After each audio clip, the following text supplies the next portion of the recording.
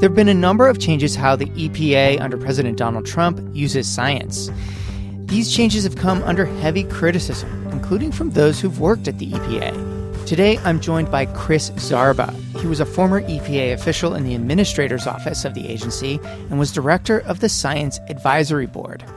He's here to talk about all that with us. Chris, welcome. Thank you for having me. So I wanted you to just start by telling me, what did you do at the EPA? It's a big agency and it's got a number of functions. What were your responsibilities? Where did you work? So I worked at EPA for 38 years, so I had lots of jobs in many different places. The last 5 years, I was the director of the Science Advisory Board staff office. So basically, anything that EPA does of consequence that's based on science, that science needs to be independently peer-reviewed. So outside scientists need to review it. Sometimes it's actually required by law. In most cases, it's not. So I ran an office where in a given year, I would hire between 200 and 300 nationally recognized scientists. And those hires were based on their expertise. And they would do independent reviews of key science issues and science studies that the agency have done to make sure before the agency goes implementing policies and regulations that those policies and regulations are based on the best available science. And in each and every panel, there were academic scientists and scientists from industry and consulting groups. So I made it a point of ensuring that there was a healthy representation of top industry scientists on all panels. They provided very unique and high quality work, and it was important to have them in the room to share their thoughts and ideas and expertise. Why were you out there hiring all these scientists? I mean, what role do outside scientists play at the agency? So let's say the agency's coming out with a revised air standard to protect human health, and that has big impacts on both the health of the American public and the industries that may have to comply with those tougher standards. And it's important to know that that science is done right. So by hiring these scientists, and they would do these reviews in very open ways. So all of the dialogue, there were public comment periods. Actually, during my tenure, I started webcasting them. You didn't have to be in the room. You could actually be anywhere in the country. And you could see the process. There were public comment periods to make sure that everybody that had something to say could contribute to those discussions. And that when the review was done, there would be a high degree of credibility in the findings. So earlier in my career, I was in front of the SAB on numerous occasions. The topics I was working on was ways of assessing the contamination at hazardous waste sites. And even before I did the review, I was being attacked. The science was being attacked. And it was only through those reviews that I could ensure that we had the credibility that we had earned. For example, when I would get calls from the press, they would say somebody, this organization or this person called and said that what you're doing is highly flawed. I would never quote my science team. I would never quote my management. I would always refer to the Science Advisory Board. And I'd say, well, according to the SAB, they said A, B, and C. And if there was something that the SAB would say that needed to be worked on, I could use that internally to go to my management, to go to the science side of the agency, say, look, I need, time and some resources to fix these weaknesses in the science products that I was producing. So this is, generally speaking, how the EPA managed science in its rulemakings prior to the Trump administration. Is that right? Yeah, and this goes back for the 38 years I was at the agency. And it didn't change at all between administrations. So Republicans and Democrats consistently left the science alone. They didn't tinker with it.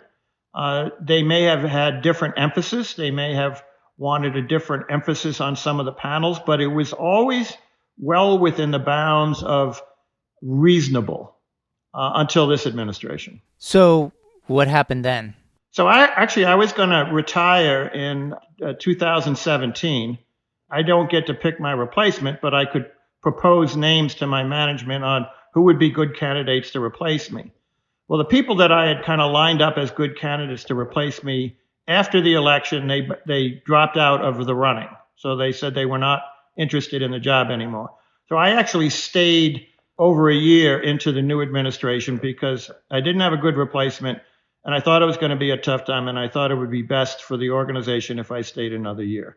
And I'm glad I did, even though it was a very difficult year. And the attacks and the changes came immediately.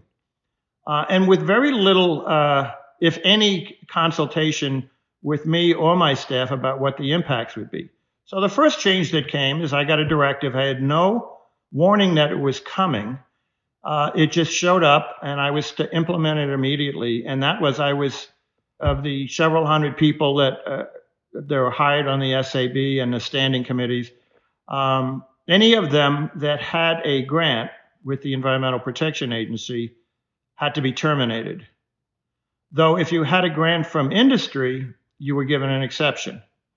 So I literally had to pick up the phone and fire 30 or 30 plus scientists. Then in the solicitations for new scientists, anybody that had a grant was excluded from being considered. But if you had a grant from industry, you got a pass. The next thing that came down was the term limit. So typically serving on the Science Advisory Board or the Clean Air Science Advisory Committee, which I also managed, the term limits were 6 years, so which meant that we had about an 18% turnover every year. Well, the next directive came down is that term limit had went from 6 years to 3. So now we had a 33% turnover rate, in addition to the people I had to terminate, and in addition to not being able to consider people that had grants for new positions. So the overall impact was there was a huge exodus of top-notch, high-quality scientists from the agency. And then the next thing that happened, which I think was even more disturbing, is normally the process for filling those vacancies was we would run a solicitation in the Federal Register seeking new candidates with the specific expertises that we needed. And then myself and my staff would review those people who have submitted their names, rank them based on their qualifications, and then do detailed briefings for the administrator, Lisa Jackson or Gina McCarthy. I'd spend an hour and a half walking through who was rotating off of the panels and what expertise we needed. And then I didn't ever want to just say, here's my choice, take it or leave it. I would give them a ranked list. So if I need a entomologist or a hydrogeomorphologist or whatever, I'd say these are the people that are extremely well qualified, and they're put in rank order. And here's why we put this person at the top of the list and this person second. And to my recollection, and to the recollection of my two predecessors, Dr. Vanessa Vu, who preceded me for 10 years in that position, and Dr. Donald Barnes before her, over 30 years, none of the three of us could remember a time where the administrator didn't go with our recommendations. Now, there may have been one or two cases, but none of us could remember it. But always lots of questions. So I would be grilled. Why did you pick this person and why not that one? But they always went with the recommendations. Under this administration, they just wanted the list. No briefing, no discussion. Send me the list. And then the list would come back with checks next to the people they wanted. And, I'm not sure who they were talking to or how they were coming to those decisions. All of the people that they picked, I'd say, were qualified to be on the panel. So it's the mix that had me concerned. So I always wanted industry scientists. I always wanted industry scientists that had minority opinions so that they would have a front row seat to bring their science to the table. But there's a point where you're overwhelming the system with people who have positions that are inconsistent with the mainstream science. And I think nowhere that was more apparent than on the Clean Air Science Advisory Committee. That's the CASAC. And by law, the CASAC is limited to 7 people. They chose a guy as the chair of that CASAC that had an extreme minority opinion about the impacts of air pollution on children and human health, to the point where he was saying that the problem children were having is that the air was too clean. Now, there's nothing wrong with having a minority opinion, but certainly not being a chair of an important panel like that would not be an appropriate position, and that chair of that panel shouldn't use their position to be a dictator, to push their unique perspective on that issue out to, as a chair, you kind of a bully pulpit. You can use that to facilitate, but you can also use it to dictate. So the process was really compromised. And if you put any one of those pieces I just described are important, if you put them all together, there's a multiplying effect. And as a result, I think it really drew into question the credibility of the Case Act. I know they've even admitted since then that they don't have the basic qualifications to do some of the reviews that they did. And the panels that got fired underneath them also have clearly stated in the press that they're doing reviews that they don't have the basic science skills and capabilities to do an assessment on. There's a lot there. So the chair of the Case Act you're referring to is a guy by the name of Tony Cox. Correct. Let me go back to something that you said. One of the first directives was to fire people with support from the EPA. Is that right? Yeah. And the reason that's important is, so let's say you're somebody that has done a lot of work on the effect of pesticides on human health. There's only two ways you get to be a world leader scientist in that area to get the funding. And the funding comes either from EPA, because the agency had that responsibility, or it could come from the industry that produces that chemical or those chemicals. By saying anybody that had an EPA grant had to be fired, you've really gotten rid of some of the leading experts in very given areas that could no longer even be considered. And just for the record, that was challenged in court, and last year it was determined that that was illegal. So what was the stated rationale for some of these changes? For instance, the ban on scientists with EPA grants. There was very little written about it, but it was to ensure impartiality or something to that effect. But just a sentence or two, there was no discussion about any examples and why, if you were impartial because you got an EPA grant, why wouldn't you be impartial if you had a grant from industry? It just didn't make sense. And so what effect have all these changes had on the work that the EPA does, specifically as it's reviewing new rules or new standards and its interactions with scientists?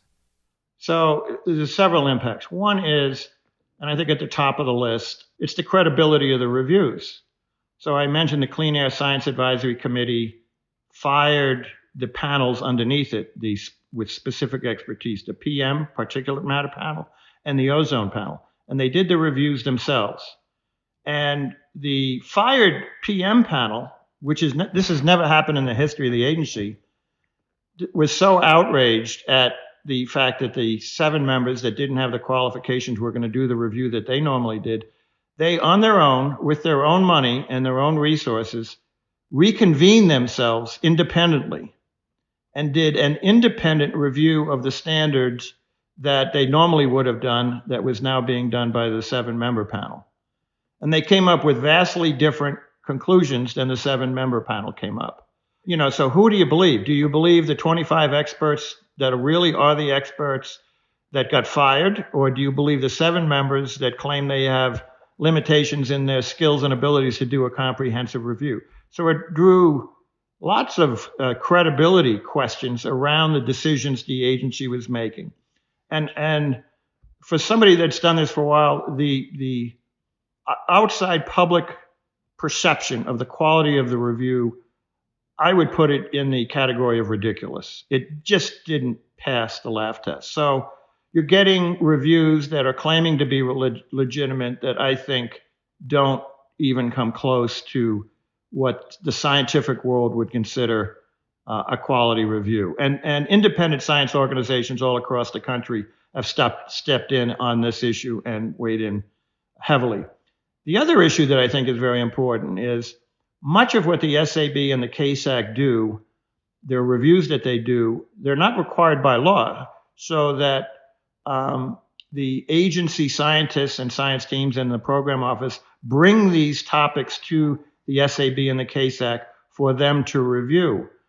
it's obvious that since the career staff at the SAB has questioned the integrity of these organizations, they just stopped bringing it. So if you know you're not going to get a fair trial, why go? And my expectation is after a new administration comes in, and if and when these panels are put back to a scientifically sound perspective, that there'll be kind of a onslaught of new reviews that need to be done. I see. Just to go back to what you're saying, so you're talking about the review to revise the air quality standards for particulate matter, which is a particularly, pardon the pun, problematic air pollutant because it gets into the lungs and causes all kinds of damage. What the EPA did under the Trump administration, they dismissed the panel of scientists that were tasked with reviewing the latest science on how bad particulate matter is for your body. Is that right? Yeah, so they dismissed that 25-member panel, and they put in a 7-member panel that didn't have the core scientific skills and background to do a thorough review of that standard. Now, when that was brought to their attention, they decided to hire consultants. So, and it was a very questionable process where they could pick the consultants they wanted.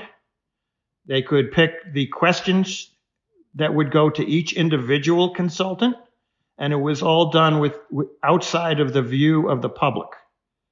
So I don't know how they came up with it, but it's where before everything was done whenever the SAB or the Case Act met. If 50% of the more people were discussing something, it needed to be in public view. And this was like a kind of a secret, way of doing it. And you wonder whether they were just doing it that way so they could get the answers that they wanted. And lo and behold, when the new rules did come out, last week, I believe, recently, the EPA decided not to enforce a stronger standard, as many scientists have said is warranted.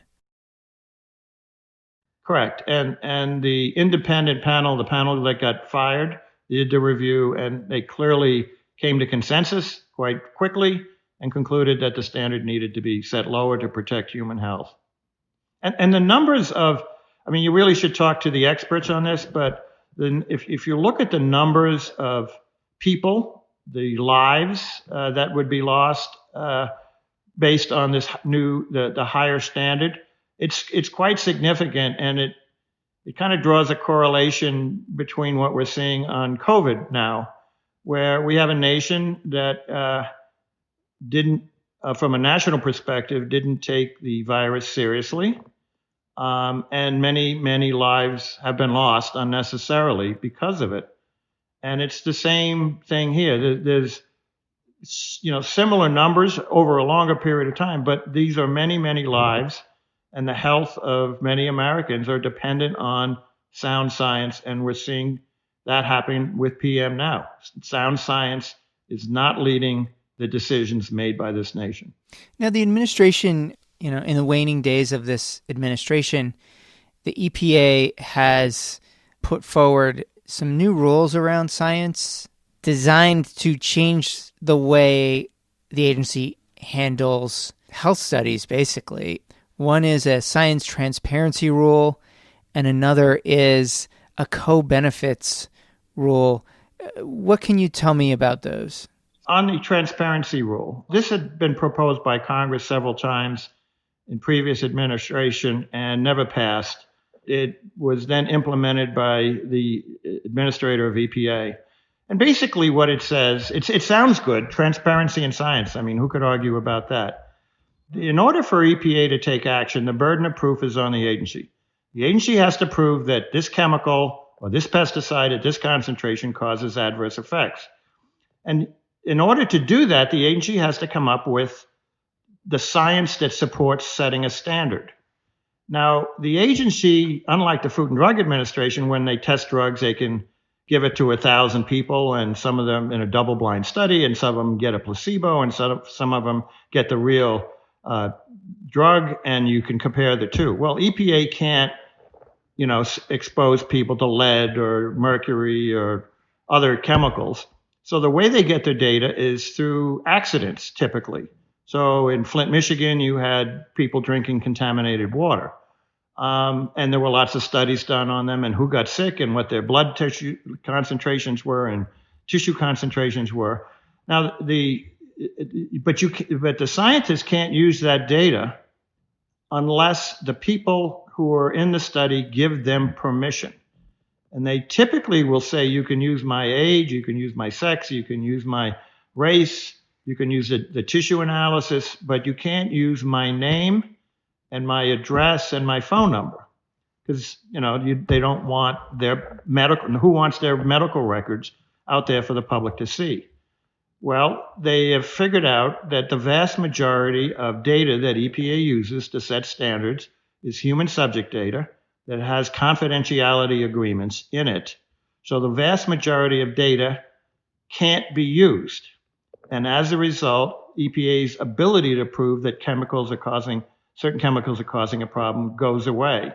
And a striking example of this is with the events at Hiroshima and Nagasaki. Two horrific events, but in the decades that followed, scientists from all over the world studied those people and got great information on the effects of radiation on human health. And those studies led to setting standards for people who work in nuclear power plants, the nuclear weapons industry, and people in the medical profession.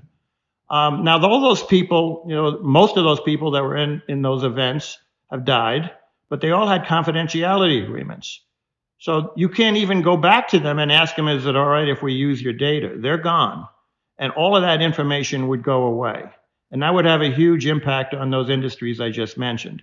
And the same thing is true with EPA. If you exclude that information, EPA's ability to take decisive action goes away. One side point is when this idea of the transparency in science rule came up, I couldn't figure out where it was coming from because every independent science organization on the planet was strongly opposed. American Lung Association, the Union of Concerned Scientists, American Thoracic Society, the list is as long as your arm. They were strongly opposed. So who wrote it and why? Well, it turns out it was written by a guy who in the 90s worked with the tobacco industry to come up with the strategy. Some of you may remember that the tobacco industry was pushing that the data was inconclusive as to the true impacts of cigarette smoke on human health. Well, it was subsequently found that was a lie. They knew it wasn't true. They were criminally charged and faced multi-billion dollars worth of fines for lying to the American public about the impacts of cigarette smoke. Well, the same person who worked on that and led that effort is the person who wrote the Transparency in Science Rule. And he's got quotes. There's a number of articles in the press with him and the head of the EPA, in the same interview. And he talks about his writing of the Transparency Rule as one of his proudest achievements. Very concerning that something like that would make it to the mainstream and get as far as it has. What was his name? Steve Milloy, Milloy. And he runs a website, you can Google it, called Junk Science, where they challenge things like global climate change and many other things. So basically, the assumption is, well, if you can't see who these people are in these anonymous health surveys, how can we verify that the scientists didn't just make this up? But the flip side is you can't really do a health study and not guarantee people's anonymity, right? Yeah, but on that first point you just made about how can you validate, there have been numerous studies that have checked the data, that have done the analysis, that have showed just because you don't have somebody's name and address doesn't mean that there's any less credibility in the study. And there's no question within the scientific community on this issue. It's just this one piece. I guess my big question is, what has been the impact of all these changes to EPA's relationship with science in terms of outcomes for people? What it's done is it has compromised the the nation in making informed decisions about how to protect human health and the environment. Numbers of people, if you do the math and you talk to the experts about how many people will be affected and how bad, the numbers are significant in the tens of thousands. So it's really consequential. So there's the first impact is people's lives and health are being impacted.